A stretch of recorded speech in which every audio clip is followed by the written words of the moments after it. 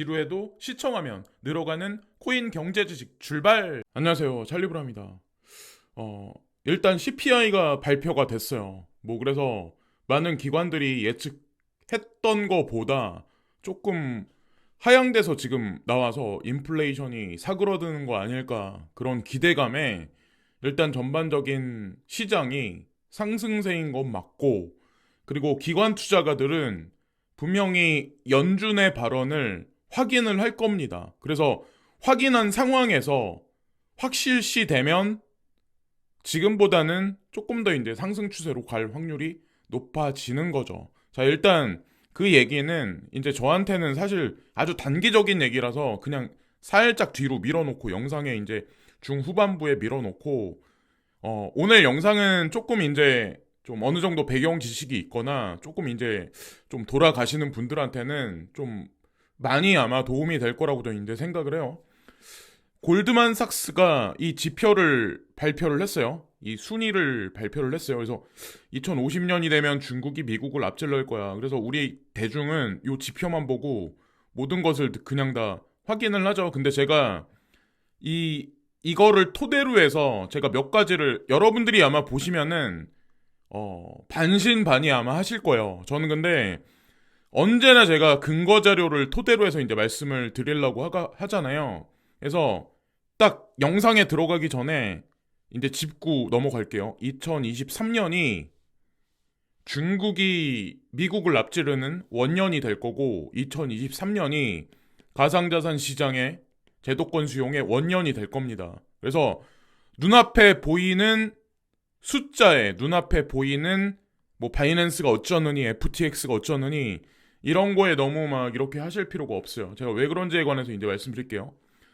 좀 전에 이제 보여드린 거는 골드만삭스에서 이제 미래를 예견한 거. 그래서 2050년? 너무 엄청 먼 미래 아니야? 나는 그때 되면 나이가 몇 살일까? 이렇게 아마 생각을 하실 거예요. 근데 다 여기서 이제 보세요. 이거는 IMF가 이미 예측을 한 거예요.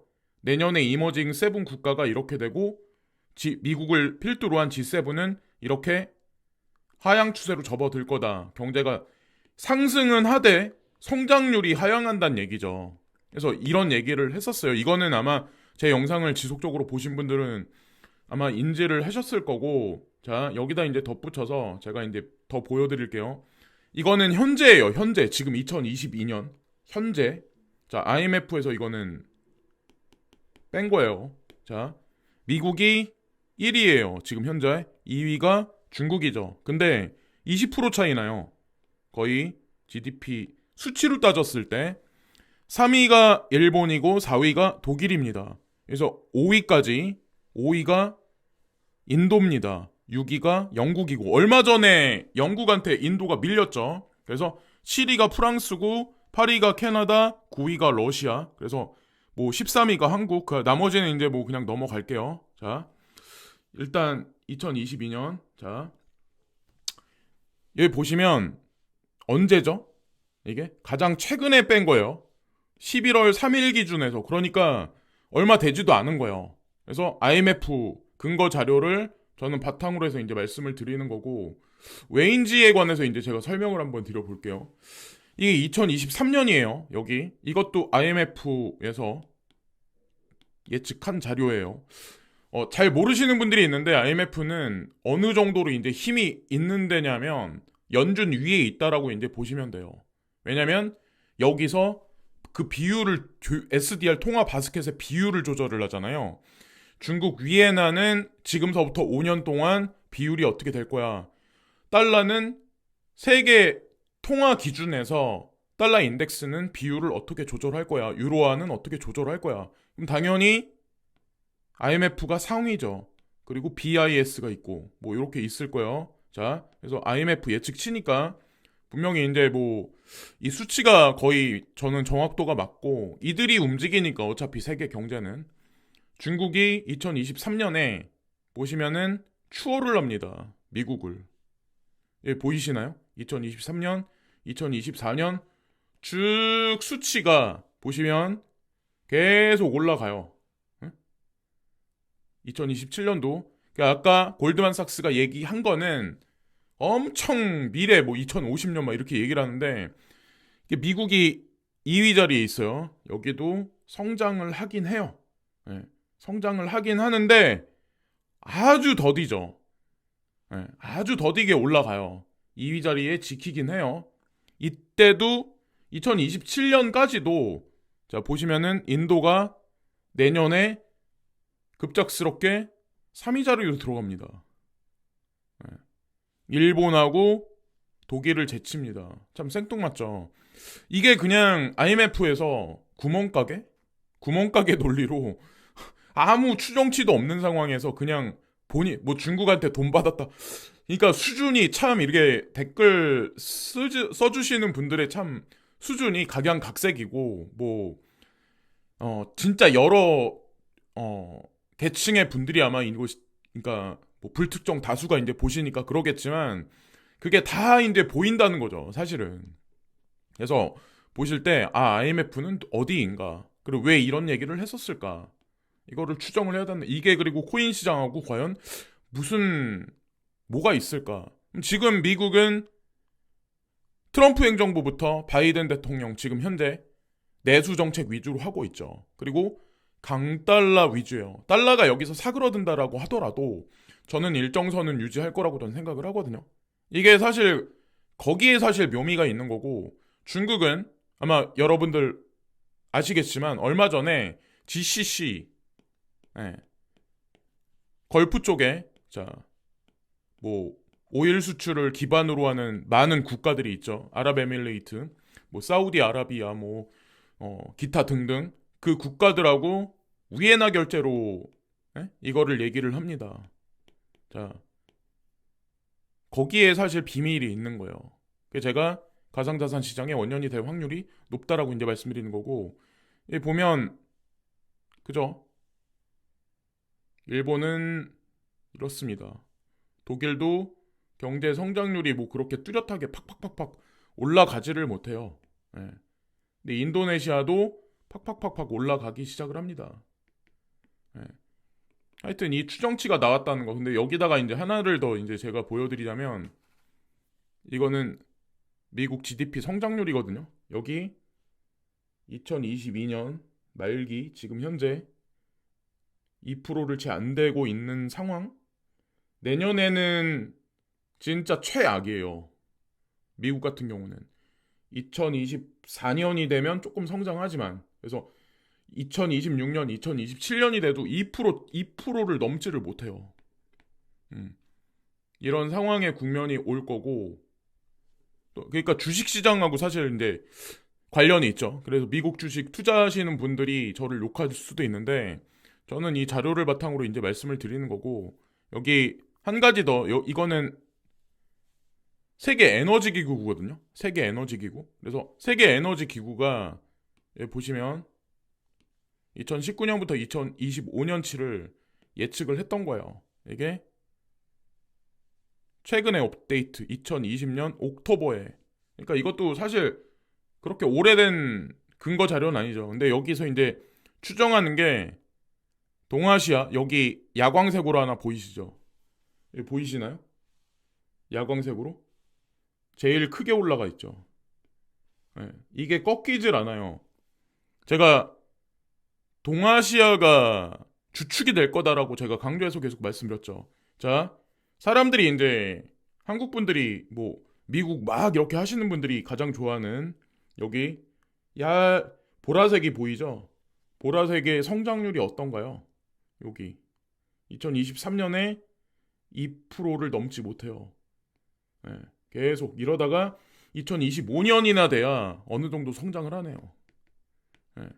하여튼 이런 큰 축에서 봤을 때 보시면 뭐 골드만삭스, IMF, 어니스트 영, 뭐 대부분의 뭐 어떤 그런 기구들이 다 공통되게 얘기를 하잖아요.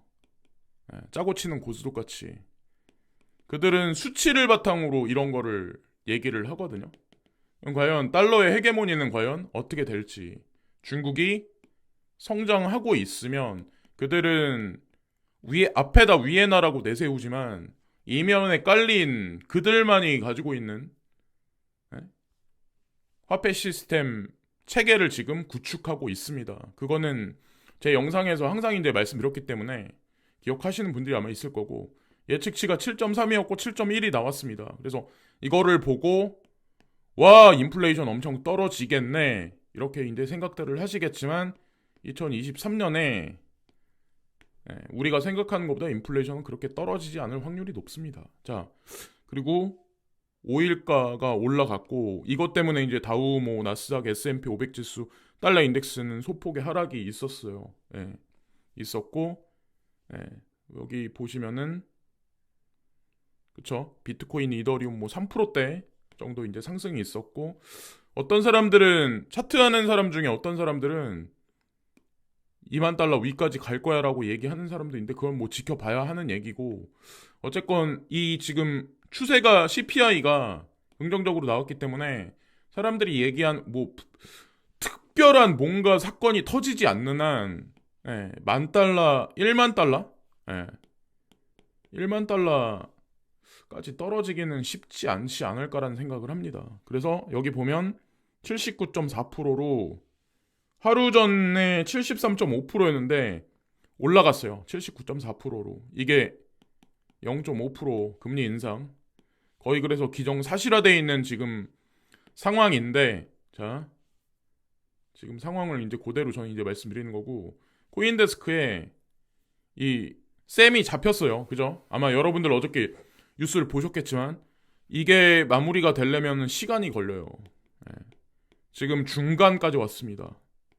마무리까지는 아직 시간이 더 있어야 돼요. 아마 대충은 아실 거예요. 그리고 지금 요즘에 이제 바이낸스, BUSD 관련해서 말들이 참 많죠. 뭐 인출이 되네 안 되네, 이런저런 얘기들이 많이 있었고, 이거는 코인텔레그래프 콘세시스 GK EVM 비공개 뭐 베타 테스트넷 출시 뭐 요 얘기가 있어요. 여기 GK 이더리움 버처 머신에 이게 영지식 증명 기술 들어가는 거, 그리고 비탈릭 부텔린이 예전에 이더리움의 마지막 최종 목표는 익명성의 완성이다라는 얘기를 했었죠. 거기 사실 의미가 엄청 크거든요. 그래서 하여튼 이것도 뭐 지나가는 김에 이제 말씀드린 거고, 과정 중에 하나인 거고, 아직까지 가려면. 그리고 이거는 단기적인 측면인데, 휘발유 가격이, 미국 내 휘발유 가격이 고점을 찍었을 때, 예전에 이제 고점을 찍었을 때보다 지금 35% 정도 하락을 했다고 얘기들을 하더라고요. 사람들이, 미국인들이. 이것도 이제 그대로 그냥 말씀드리는 거고, 유로존은 되게 아이러니한 게, 설탕 가격이 10월 달하고 11월 달에 엄청나게 급등을 했다. 40% 넘게. 그리고 11월 달에만 거의 50% 가까이 급등을 했어요. 이거는 왜 그런지 모르겠지만 일단 뭐 유로존은 조금 이제 2023년이 되면 조금 그럴 것 같아요. 그리고 이건 한국 얘기인데 3조 손실, 전기료 50% 뛰나, 이 얘기 제가 말씀을 예전에 드렸던 것 같은데, 계속 복선을 깔면서 계속 이제 분위기 조성을 하고 있어요. 인플레이션이 사람들이 생각하는 것만큼 그렇게 확 놀랄 만큼 떨어질 수가 있을까? 인플레이션은 떨어지고 집값이나 주식시장은 사람들이 원하는 것 같이 그렇게 팍팍 상승할 수가 있을까? 그런 상황이 오지는 않을 거예요. 어쨌든 그렇습니다. 한번 올라간 물가는 그렇게 쉽게 떨어지진 않아요. 한 판에 7,000원 넘어.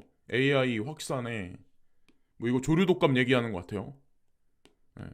하여튼 지금 현재 뭐 이러고, 지금 한 판에 7,000원이라고 얘기하는 거 보니까 내년 어느 시점이 가면 아마 계란 한 판에 1만 원 이상은 주셔야 될 거예요. 그리고 쿠팡 같은 데는 이미 계란이 벌써 만 몇천 원이에요. 제가 보니까 13,000원? 13,000원, 14,000원? 한 판에? 이 정도 하더라고요. 좋은 거 먹으려고 하면은. 비싸죠. 큰 돈이죠. 그리고 여기 보면 골드만삭스 변동성 큰 비트코인보다 금이 나은 투자처, 뭐 이런 얘기를 했어요. 골드만삭스 변동성 큰 비트코인보다 금이 나은 투자처. 과연 골드만삭스가 이 얘기는 왜 했을까? 이게 필터링이 필요한 시점이죠. 그러니까 결정적인 순간에 JP모건, 특히나 이제 골드만삭스 이들이 결정적인 문장을 던질 때는 그런 거를 잘 이래 해석을 해야 되고, 전세금 대출 금리 인하, 은행 줄줄이 인하 나서나 뭐 이런 얘기가 나와요. 이 얘기는 금리 인상이, 이거는 국내지만 여러분들 한번 그냥 상식적으로 한번 생각을 한번 해보세요. 개인보다 한국은행이 더 미국의 스탠스를 더 민감하게 빠르게 알 수 있지 않을까요? 한국은행에서 이 얘기 했을 때는 금리를 여기서 내린다는 얘기가 아니죠. 금리를, 자, 정점을 찍고 고금리 유지는 아마 지속적으로 될 거라고 저는 생각해요. 인플레도 사람들이 예측하듯이 팍싹 사그러드는 게 아니라 인플레도 일정 수준까지 떨어졌다가 그 수준에서 아마 계속 유지를 할 가능성이 높다라고 저는 이제 생각을 하거든요. 예, 이게 과연 자산 시장에 어떤 영향을 미칠지를 한번 곰곰이 한번 생각을 해봐야 된다는 거죠. 예. 내년까지 전반적 금리 인상 기조는 지속될 가능성. 그래서 미국에서 이번에 0.5% 금리 인상, 그리고 내년에도 0.25%, 뭐 한 번 더 하면 0.25%, 안 하면 여기까지 올린 금리에서 지속적으로 유지를 시킬 가능성이 상당히 높죠. 금리 동결 구간, 그리고 일정 선이 지나면 금리 인하 구간이 오겠죠. 예. 자, 그때까지 인플레이션이 과연 미디어에 나오듯이, 그리고 많은 경제학자들이 예측하듯이 얼마만큼 떨어져 있을지가 중요한 변수가 되는 시점이 2023년이라고 생각합니다. 자, 여기까지 말씀드리면서 오늘 방송도 마치겠습니다. 오늘도 좋은 하루 되세요. 감사합니다.